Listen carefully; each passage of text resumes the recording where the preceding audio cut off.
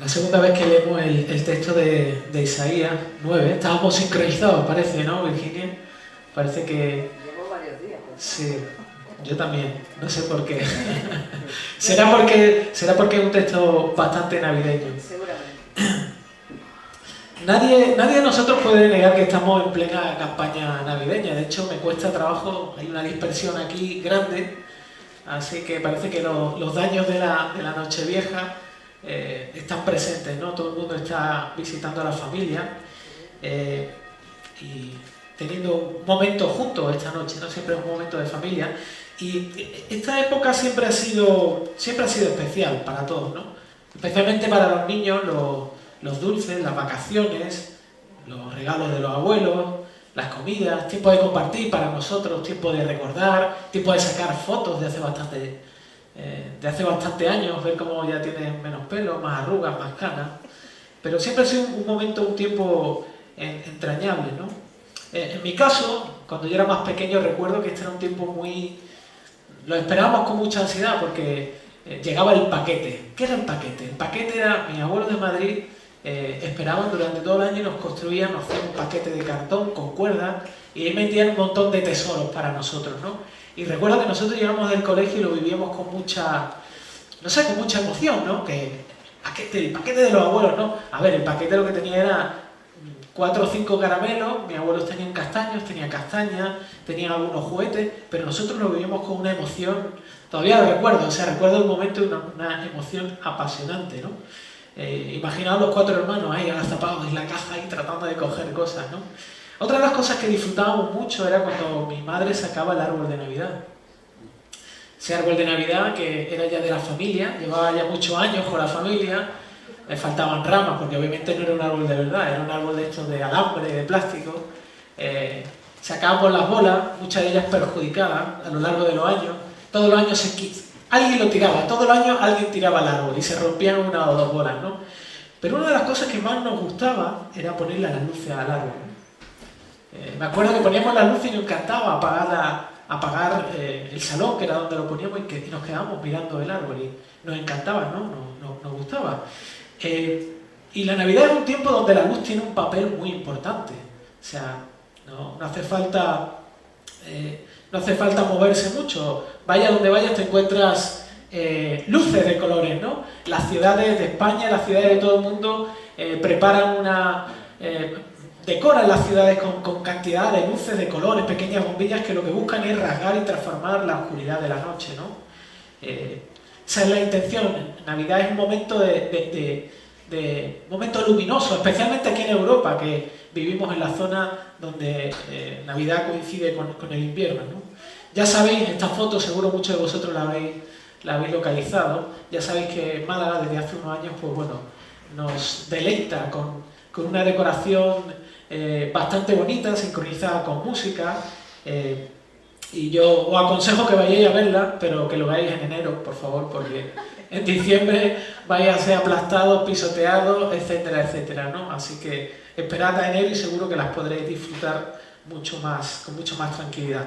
Bueno, ¿qué tiene que ver esto? Bueno, el pasaje de hoy comienza con la luz, empieza hablando de luz. Y ese es justamente el pasaje que vamos a estar un ratito en él. Mi intención esta mañana no es profundizar en todos los aspectos que se tratan en este pasaje, que son bastante grandes, sino que veamos en especial 3 cosas que este pasaje nos enseña que tienen que ver con la Navidad. Y quiero hacer un pequeño recorrido, un contexto muy cortito de 1 minuto como mucho, para que entendamos dónde está puesto o dónde está, digamos, relatado, escrito lo que se dice en ese texto, ¿no? La situación en Israel, que es justamente el contexto donde se da esta profecía de parte del profeta Isaías, no estaba para muchas fiestas, ellos no estaban celebrando la Navidad, ¿vale? Israel, y concretamente el reino del norte, había sido vencido por los asirios, había sido llevado a la tierra de Asiria. De hecho, justamente esta profecía está en medio de un contexto donde Dios le está comunicando a Isaías que le diga al pueblo amado de Dios, que por causa de su corazón endurecido iba a ser disciplinado, iba a ser castigado a través de esto, ¿no? Entonces la situación era una situación bastante oscura. El pueblo de Israel estaba en una situación bastante oscura, estaba separado, no estaba en Israel, estaba fuera de allí, no estaba en Jerusalén, no tenían el templo, no tenían la cercanía a Dios, era un momento bastante oscuro, ¿no? Y en medio de este contexto, Dios le da a Isaías una profecía que trae luz, que trae esperanza, ¿no? En el fondo nosotros somos muy parecidos al pueblo de Israel, ¿no? Vivimos en esta constante fluctuación, ¿no? Momentos donde estamos cerca de Dios y otros momentos donde, por nuestra condición, que todavía está coleando en el corazón, nos separamos de Él, ¿no? Y en cierto sentido Dios nos trata usando el mismo patrón, ¿no? Pero como decía, me gustaría que viésemos tres aspectos que este texto nos enseña en esta mañana. Y la primera de ellas, la primera cosa, es que la Navidad es algo que nos recuerda que las cosas no van bien. Es algo que nos recuerda que realmente las cosas no van bien, que el mundo no funciona como debiera, que nosotros no funcionamos como debiéramos, ¿no? Y Mari y yo a veces en casa nos gusta inventar juegos, ¿no? Depende del estado de que yo esté, ¿no? Depende mucho más de mí que de él. Pero sí que hay un juego que hace tiempo que jugamos, que por cierto a Sara no le gusta mucho, pero es un juego en el que lo que hacemos es nos retamos a hacer cosas con la luz apagada, ¿vale? Parece absurdo, pero es muy divertido. Y una de las cosas que más le gusta a Ismael es cuando le propongo que se bañe con la luz apagada, que trate de bañarse con la luz apagada, ¿no? Le encanta, el baño se pone terriblemente lleno de agua, pero a él le encanta, ¿no? Y que se seque la oscuridad, que se frote, etcétera, etcétera. Él a veces me propone otro juego, me propone el juego de lavarnos los dientes con la luz apagada. Pero a él siempre le digo que no, porque él es el único en casa que usa cepillo eléctrico y nosotros no, ¿vale? Entonces él tiene ventaja porque no se va a equivocar y yo puedo equivocarme. La cuestión, lo que quiero comunicaros con esto es que cuando tratamos de hacer las cosas en medio de la oscuridad, siempre vamos a encontrarnos con problemas, siempre vamos a tener problemas, ¿no? Si te estás bañando, probablemente podrás confundir el champú con la colonia y acabar llenándote los ojos de colonia, ¿no? O si tratas de cepillarte los dientes en la oscuridad, con mucha probabilidad vas a utilizar un cepillo que no es tuyo, y creo que eso no es muy agradable, ¿no? Pero la cuestión es que la oscuridad nos deja incapacitados, nos deja sin capacidad de hacer cosas, ¿no? Es importante que sepamos cuál es el efecto de la oscuridad, porque para entender y comprender el verdadero sentido y el espíritu de la Navidad, tenemos que entender dos cosas muy claras. La primera, como he dicho, es que vivimos en un mundo oscuro, un mundo donde las cosas no funcionan bien, donde no están funcionando bien, pero también debemos reconocer que nosotros también tenemos un problema, que tenemos un corazón oscuro. Y es así como empieza este pasaje de Isaías. Este pasaje empieza describiendo cuál es la situación del pueblo de Dios y de esta manera también se dirige a nosotros. Pero ¿qué quiere decir la Biblia cuando habla de la oscuridad? ¿Qué quiere decir la Biblia con el concepto de oscuridad? ¿Qué trata de comunicarnos a nosotros? Nosotros cuando abordamos esto, principalmente cuando vemos este aspecto de oscuridad, lo primero que pensamos son en cosas malas, ¿no? Pensamos en personas que hacen cosas que están mal, personas que roban, que maltratan, que extorsionan, que engañan. Y es verdad, basta con que encienda la televisión, que por cierto yo la veo poco, pero el otro día la vi, la encendí y me pareció, o sea, me puse a ver realmente con comprensión de lo que se estaba comunicando y la verdad que salí con miedo, salí con tristeza, con dolor, ¿no? Porque es la realidad, o sea, la Biblia tiene razón cuando describe que este mundo está en la oscuridad, es un mundo donde hay maldad. Y es la realidad. A veces parece que está tan lejano a nosotros. Le decía yo a Ismael, estamos viendo esto en la televisión y nos parece un mundo aparte, parece que esto no está aquí, parece que esto es una representación, pero es la realidad. Esa es la oscuridad de la que nos habla justamente Isaías, ¿no?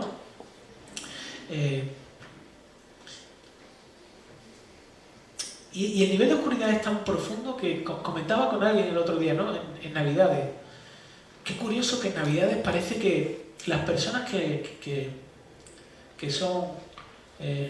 no son creyentes no tienen problema en expresar o cantar canciones que hablan del Evangelio, hablan de Jesús, hablan de lo que Él ha hecho en la cruz, hablan de por qué nació, pero luego hay una intransigencia y una inconsistencia cuando realmente se comparte qué es lo que ese niño que nació en el pesebre trajo y vino a decir con ciertas cosas, ¿no? ¿Cuál es la moralidad de la que hablaba Jesús? ¿Cuál es la santidad de la que hablaba Jesús, ¿no? Y cómo, si se te ocurre hablar respecto a qué dice la Biblia, qué decía Jesús con respecto al aborto, la ideología de género o el sometimiento a las autoridades, te van a destrozar, ¿no? Personas que no tienen problema en cantar estos villancicos, como decía, ¿no? La inconsistencia, el nivel de oscuridad, ¿no? Pero volvamos a nosotros, porque, seamos sinceros, la oscuridad de los demás la vemos muy rápido, o mejor dicho, la percibimos muy rápido.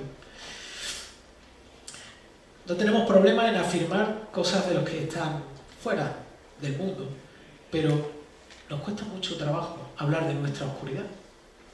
Y si te haces esta pregunta de forma sincera, si te preguntas y te miras y dices, bueno, está bien, las cosas no funcionan bien en el mundo, vale, yo estoy dentro del mundo, ¿cuál es mi problema? ¿Cuál es mi oscuridad? Te va a costar responderla, ¿no? Porque la tendencia natural es, por un lado, rechazar y por otro lado, responder de una forma superficial y rápida. ¿Por qué nos pasa esto? Obviamente esto nos pasa porque nos cuesta horrores ver el estado real de la oscuridad en nuestros corazones. Estamos afectados por ella. De hecho, eso es lo que dice la Biblia. La oscuridad, tiene que ver con el pecado, nos afecta al punto de que no podemos ver realmente cómo de profunda es nuestra oscuridad en nosotros mismos, ¿no? Y hace un par de años estuvimos en Disney, toda la familia, y bueno, aquellos que me conocen un poco más, Sara, Nico, que también alguna vez me ha visto en la situación, soy una persona que tengo, y Jorge también, una persona que tengo vértigo, tengo mucho vértigo. Realmente los parques de atracciones, las montañas rusas no me monto. No puedo con eso, me da un vértigo terrible. De hecho, incluso a veces las veo en YouTube y solamente verla ahí me produce vértigo, ¿no? La cuestión es que hay una atracción allí en Disney, una atracción que se llama Crash Coaster, que es de Nemo, que yo me subí con Ismael y digo, ven Ismael, vamos a montarnos, venga, vamos a subirnos, sin saber lo que era. O sea, yo pensé que era algo, no sé, era un carrilito que me llevaba por algún sitio, no sé. Estuvimos en Orlando hace unos cuantos años, en el 2015, y había algo parecido que era un trenecito de niños pequeños, ¿no? Digo, bueno, me subiré ahí, ¿no? La cuestión es que Ismael y yo hicimos cola, nos subimos, y cuando aquello empezó a subir, me di cuenta de que no era un trenecito, era una montaña rusa. Era una montaña rusa, y bueno, estaba Ismael al lado, me daba vergüenza ponerme a gritar. Así que digo, bueno, voy a sacar lo que no tengo para que mi hijo piense que su padre es valiente, que no lo es en ese aspecto, pero bueno. ¿A qué quiero llegar con esto? Quiero llegar al asunto de que la montaña rusa era una montaña rusa en oscuridad. ¿Y sabéis qué pasó? Que no sentí vértigo, no sentí miedo, porque no veía nada. No veía absolutamente nada. Sabía que daba vueltas, pero como estaba todo oscuro, no sabía si estaba alto, si estaba abajo, si estaba a la izquierda, a la derecha, si aquello daba vueltas, y me dio exactamente igual, ¿no? Lo que trato de comunicar con este aspecto es que la oscuridad no me dejó percibir la altura de los raíles, no me dejó percibir entre comillas, el peligro del sitio donde estaba, ¿no? Dentro de las medidas de seguridad. Y eso es lo que pasa, la oscuridad nos afecta al punto de que somos incapaces de poder darnos cuenta de las cosas que son peligrosas. Nos deja totalmente, como decía, incapacitados, ¿no? El apóstol Juan es un verdadero experto hablando de la luz y de la oscuridad. Es un experto. De hecho, en la Biblia, cuando se habla de este concepto, la tercera parte de veces que se menciona están en sus cartas, ¿no? Y él usa esa analogía para hablar sobre la salvación, ¿no? Y especialmente habla sobre la condición del hombre, ¿vale? Y eso está en el capítulo 3 de Juan, los versículos del 19 al 21, al 20, 19 al 20, ¿no? Y dice Juan, hablando de Jesús, ¿no? Hablando de Jesús como la luz que vino a la humanidad, dice, y este es el juicio, que la luz vino al mundo y los hombres amaron más las tinieblas que la luz, pues sus acciones eran malas. Porque todo el que hace lo malo odia la luz y no viene a la luz para que sus acciones no sean expuestas, ¿vale? Y lo que Juan está aquí comunicando es cuál es el funcionamiento por defecto del ser humano. ¿Cómo funciona? O sea, el ser humano no está interesado en que se exponga su realidad. No está interesado en que su oscuridad sea iluminada, ¿no? No nos interesa que nuestras acciones se vean. No nos gusta, no queremos que se sepa. Y preferimos vivir a oscuras.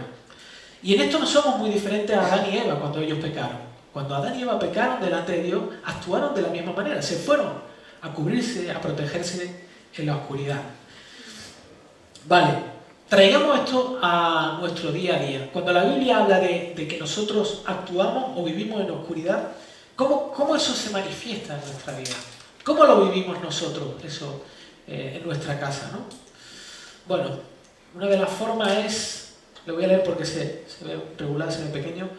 Una de las formas en las que nosotros mostramos que vivimos en oscuridad es cuando dudamos que Dios pueda amarnos y cambiarnos, especialmente cuando descubres tu condición de tu corazón, cuando te descubres haciendo cosas que te sorprenden, cuando te descubres que hay aspectos en tu vida que obviamente muestran que no amas a Dios. Y vives en oscuridad cuando crees que Dios no puede amarte y puede cambiarte, cuando dudas de Él, de que Él tenga poder para hacer eso. Otra de las formas en las que ando en oscuridad es cuando la angustia y el miedo me dominan, cuando hay situaciones que no controlo, cuando hay situaciones que salen fuera de mi radio de acción y dudo de que Dios esté al tanto de ellas y esté trabajando a través de ellas, ¿no? También oscuridad cuando dudo de que Dios me cuida y pienso que mi seguridad está en mi situación económica. Cuando respondo con ira o con enfado, ¿no? Hacia los demás. Cuando miro esta respuesta de enfado e ira y en vez de asumir mi responsabilidad, siempre busco al culpable y digo, bueno, a ver, yo soy así porque tú me sacas lo peor de mí. Yo no sería así si tú no fueses así. Responder así y eludir la responsabilidad y asumir tu responsabilidad en respuestas que son pecaminosas es también vivir en oscuridad, ¿no? Vivir con envidia o amargura o resentimiento. Tener algo con personas y guardarlo y no tratarlo y no sanarlo es vivir en oscuridad. Otro caso, cuando pienso que no vivo en oscuridad. Cuando veo esto y digo, no, a ver, yo no tengo ningún problema. Yo no soy el que tengo problemas. El problema lo tienen los demás.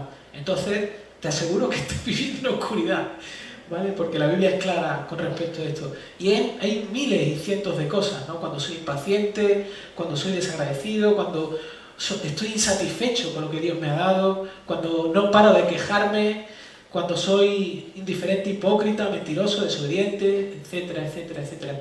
Aquí hay un montón de cosas para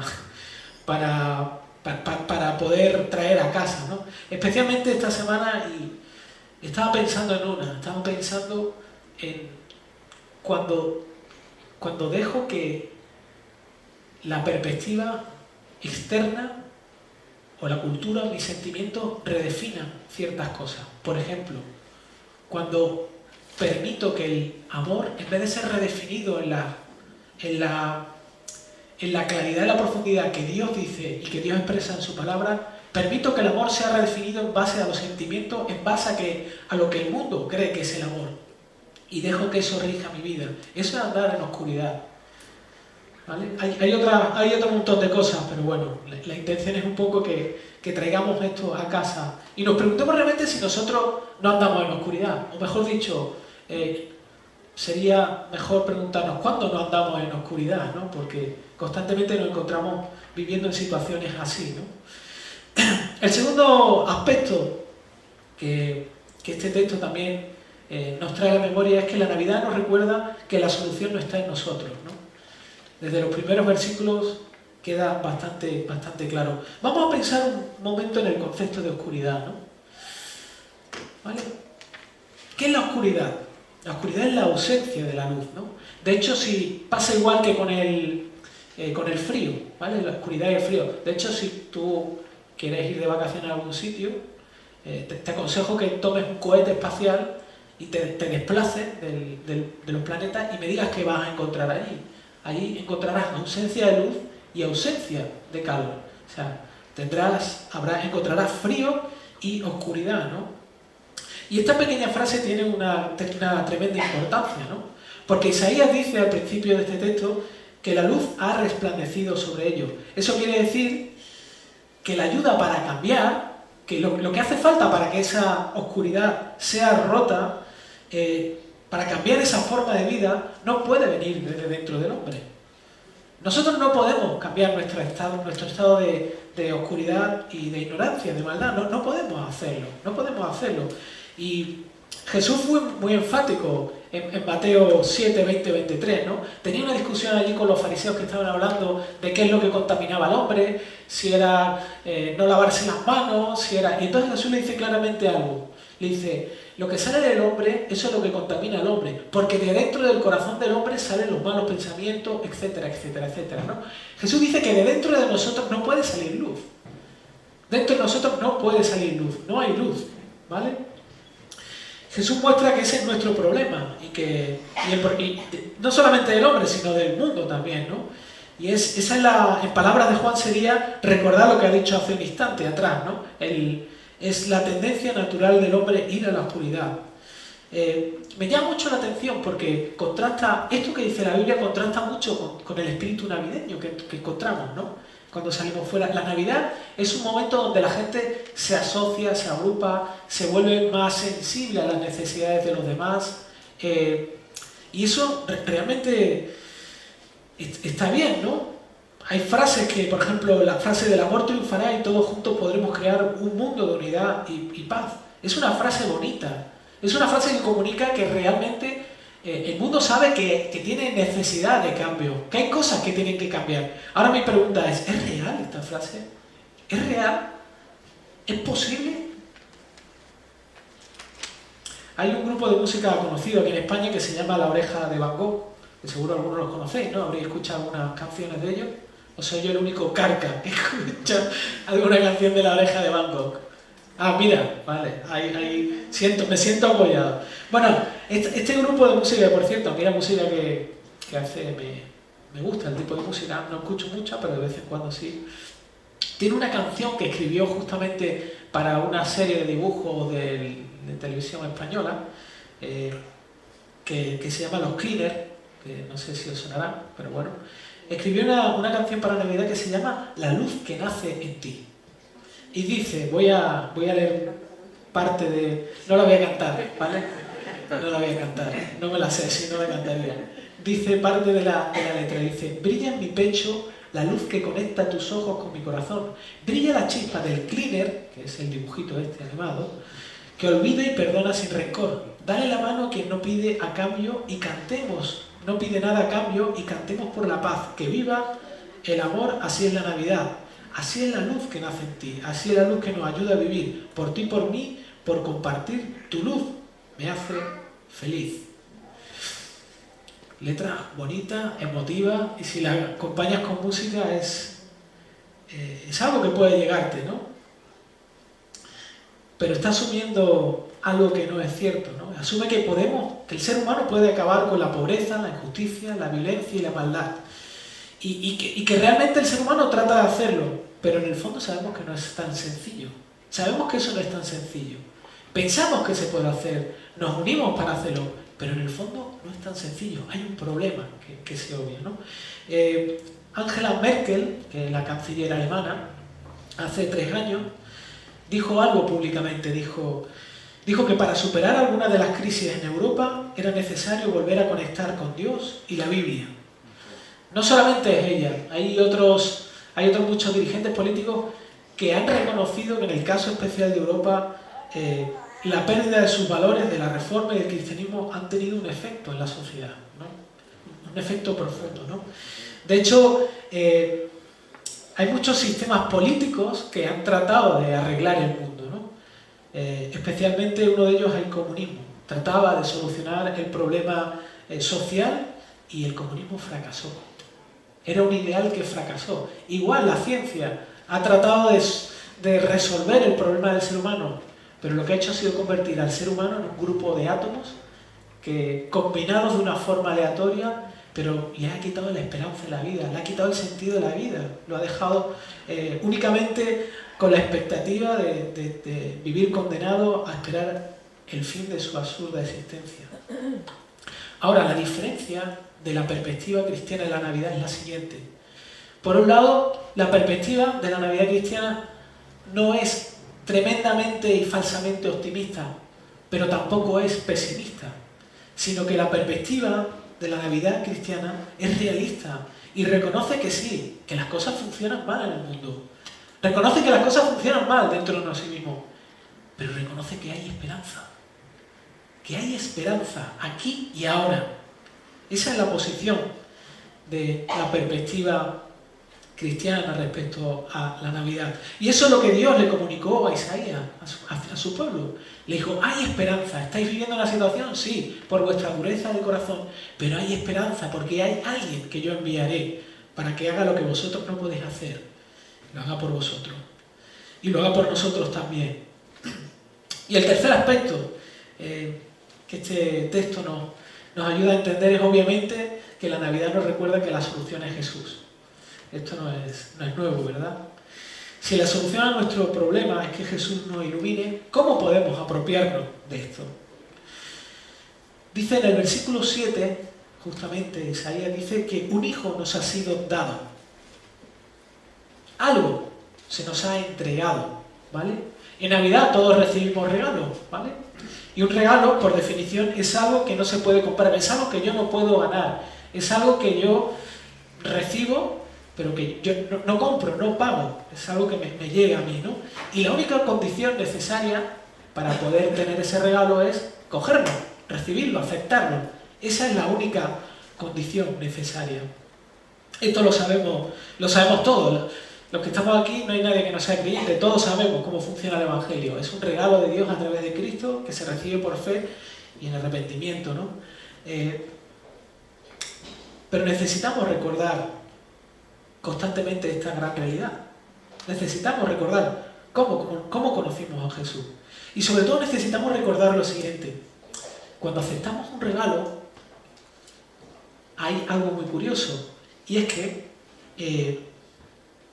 dependiendo del tipo de regalo, nos va a llevar a tragarnos nuestro orgullo.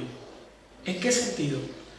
Quiero que imagines lo siguiente. Esta noche seguro que vas a comer con familia o con tu familia, vais a estar reunidos. No sé si os vais a intercambiar regalos. No sé si lo hacéis esta noche. Yo cuando era pequeño siempre lo hacíamos esta noche. Otras personas lo hacen en enero. Imagínate que estás con un montón de amigos, ¿vale? Y te acercas al árbol, porque tenéis la tradición de poner los regalitos debajo del árbol, y te encuentras un paquete con tu nombre. Y coges ese paquete, lo abres y te encuentras un libro para aprender a adelgazar. Si tú a tu amigo le agradeces ese regalo de forma sinceramente, de una manera sincera, estás asumiendo algo. Estás asumiendo que estás gordo. Estás reconociendo, tienes que tragarte el orgullo para asumir y admitir que tienes ciertos fallos y que necesitas ayuda, ¿no? De la misma forma ocurre cuando por primera vez aceptas a Jesús y cuando posteriormente vuelves otra vez a usar el Evangelio en tu vida, ¿no? Como todos sabéis aquí, nosotros hemos enfatizado constantemente, y es uno de nuestros valores, el Evangelio no solamente es algo que te lleva a Jesús la primera vez, sino es lo que te convierte. Y justamente cada vez que nosotros nos encontramos con el Evangelio, que la Navidad nos habla del Evangelio, nos hace volver a recapitular cuáles son las condiciones en las que nosotros estamos y la condición en la que Jesús vino en nuestras vidas, ¿no? La Navidad nos recuerda que aún seguimos queriendo manejar la rienda de nuestra vida y nos lleva a acercarnos a la luz para mostrarnos que vivimos aún creyendo que podemos salvarnos nosotros mismos porque sabemos cómo funciona la vida. Ese es nuestro gran problema. Seguimos queriendo creer que sabemos cómo funciona la vida. Queremos seguir creyendo que no tenemos oscuridad en nosotros. Queremos seguir creyendo que tenemos la capacidad y el poder. Y liberarnos de esto supone ceder y reconocer que somos orgullosos.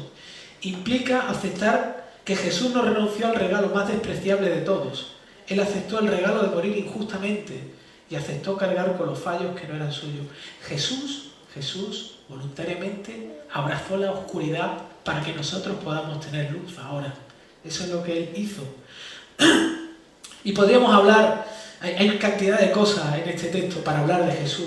los títulos que da, la posición que él recibe, ¿no? De la cual Isaías nos habla, antes de nacer, 730 años antes de nacer, ese bebé ya era un bebé con un pedigrí y con unas capacidades superiores a cualquier otro rey conocido en Israel. Pero vino en una condición de humildad y de reconocimiento de su condición como ser humano, para justamente hacer lo que nosotros no podíamos hacer. Así que me gustaría que entendiésemos que el fin principal de la Navidad es que Cristo me libere de mi oscuridad. ¿Vale? Y es importante que miremos esta frase. No he dicho que Cristo me libere de la oscuridad, sino que me libere de mi oscuridad, de la oscuridad que yo tengo. Vamos a volver brevemente al pasaje de Juan 3. Ya he utilizado este pasaje para mostraros cuál es la condición natural del ser humano. Ama la oscuridad. Pero este pasaje no termina en el versículo 20, sino que en el versículo 21 dice: pero el que practica la verdad viene a la luz para que sus acciones sean manifestadas. Viene a la luz para que sus acciones sean manifestadas que han sido hechas en luz, ¿vale? Este texto no solamente está hablando de la condición natural del hombre, sino está hablando de dos tipos de personas. Está hablando de dos tipos de personas que hacen acciones, hacen cosas. Ahora, la diferencia de estas personas es en la disposición que presentan para evaluar detrás de lo que hacen. Y eso es justamente lo que dicen, ¿no? Estas primeras personas obran mal porque no están dispuestos a que se expongan las motivaciones de sus acciones. No quieren la luz, no les interesa el Evangelio. Quieren vivir así, quieren vivir de esta manera. Pero hay otro tipo de personas, como he dicho. Estos segundos obran bien. ¿Por qué? Porque buscan activamente que lo anterior se lleve a cabo. Son personas que ven su oscuridad y que se acercan a la luz, se acercan al Evangelio, se acercan a Jesucristo para evaluar y ver qué es lo que hay dentro de sus corazones y que sean ayudados a que esa luz sea mitigada. Esta es la pasión de Dios. Esto es lo que Dios quiere hacer en tu vida, en mi vida. Esto es cuando nosotros hablamos de la lluvia, de estar expuesto a la lluvia, nos referimos a esto. Estar expuesto a la verdad del Evangelio. Estar expuesto a la realidad de mi corazón, de cómo lo vivo día a día. Y abrazar el amor de Dios en Cristo. Y que esto me vaya transformando y cambiando. Dios desea que recibas luz. Y a veces pensamos, no sé si cuando hemos comunicado esto, a veces hay una actitud de decir, bueno, vale, estar expuesto es, bueno, yo hago esto y bueno, cuando Dios quiera, o sea, como que Dios está sentado en un sofá y bueno, Dios me ve haciendo esto y Él aprieta el botón y bueno, cuando me toque, pues Él ya hará algo en mí. Y el texto de Isaías, especialmente el último versículo, no comunica nada, habla del celo de Dios. Dios está apasionado por hacer esto, quiere hacer esto en ti, quiere hacer esto en mí, ¿vale? No está de brazos cruzados. Dijo Jesús, mi Padre está trabajando y yo trabajo. Ellos siguen trabajando y la obra que están haciendo es justamente transformar nuestras vidas y añadir luz a nuestras vidas y darnos una forma de vida totalmente distinta y diferente, donde podamos experimentarnos a ellos y vivir con gozo y con alegría y con esperanza. Dios está involucrado de forma activa, insistente y apasionada para que tú puedas vivir la Navidad todos los días. De eso se trata la Navidad.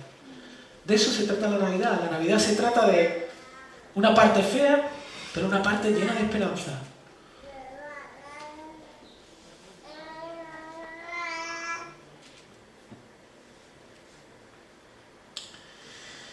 Y para esto justamente fue enviado Jesús. Para eso fue enviado un niño. Para que su soberanía y su paz vayan en aumento en ti y en mí. Su soberanía, ¿por qué? Porque nosotros no sabemos vivir, no sabemos manejar nuestra vida. Y su paz, porque solamente Él puede producir una paz profunda, ¿no? Y a veces pensamos, a veces no sé si te pasa a ti, a veces uno tiene una actitud de desesperación ante Dios. Parece que Dios tarda mucho en hacer las cosas. Pensamos a veces como en la época de los fascículos. Siempre, después del verano siempre salen los fascículos a los kioscos. Por lo menos que yo tenga memoria, ¿no? Un barquito, 850 fascículos. No sé, un cochecito o un cuadro o 2.000 millones de fascículos. Y uno empieza con mucho ánimo a coleccionarlos porque le interesa, pero cuando pasa el tiempo uno se va desanimando hasta que finalmente acaba dejando de lado este coleccionable, ¿no? Y así somos nosotros, pero Dios no es así. No es así, Dios no es así. Él nos pierde la paciencia con nosotros. La Navidad nos recuerda que Dios es un Dios paciente y que no tira la toalla. Y hay una frase estupenda que justamente expresa esto. Dice, si bien los molinos de Dios muelen despacio, muelen muy pequeños, pero con paciencia y la espera, muele con exactitud todo. Nos parece que Dios es lento, pero Dios no es lento. Dios hace su trabajo de forma perfecta y lo hace para completar lo que se ha propuesto. Para eso envió a un niño, para eso envió a su hijo. Y lo hará de forma minuciosa y exacta, justamente como Él pensaba hacerlo desde el principio. Quisiera que nos fuéramos hoy aquí desafiados justamente a eso, ¿no? A confiar y a pensar y a meditar en el hecho de que Dios está trabajando en nuestras vidas, está añadiendo luz. ¿Y de qué manera podemos nosotros acercarnos a esa luz? ¿Cuáles son los medios? Bueno, os invito a que esta semana tengáis tiempo para pensar en esto, de plantear a principio de año de qué manera puedo estar yo más expuesto a esta verdad, cómo esta verdad puede cambiarme, cómo puedo ayudar a otras personas a cambiar, cómo puedo crecer. Y me gustaría acabar con esta frase, que es justamente el hecho de que es imposible entender y disfrutar las promesas de la Navidad hasta que admitamos que no podemos ni salvarnos ni conocernos nosotros.